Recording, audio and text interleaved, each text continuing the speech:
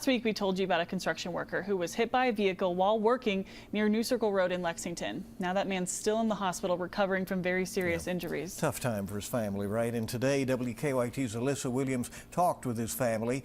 They're doing their best to navigate this situation, especially so close to the holidays. That's our top story at 5.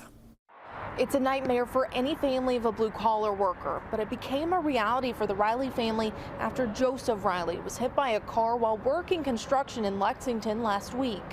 Riley's wife, Kristen, says she remembers getting the call that her husband had been hit and didn't know how severe his injuries were. The hour drive here, I just prayed constantly that God would be with him and get him through this and, you know, keep him with our family because we needed him. Joseph is being treated at UK Hospital with serious injuries that Kristen says will impact him the rest of his life, something she adds she's had to explain to their young kids. They had a really difficult time with that. You know, they cry and they want to stay with Daddy. Daddy is their hero.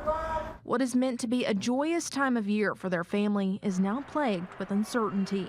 Christmas, you think of everyone being together as a family, and you know, at your home or you know, at your family's homes, and we're not going to get that this Christmas. I'm going to have to bring my children up here to the hospital to see their daddy.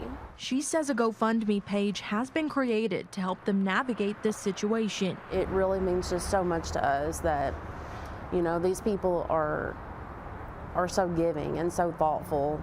But there is something Riley is asking from everyone in the days ahead. We do ask for all the prayers we can get because that is the most important thing right now. In Lexington, Alyssa Williams, WKYT.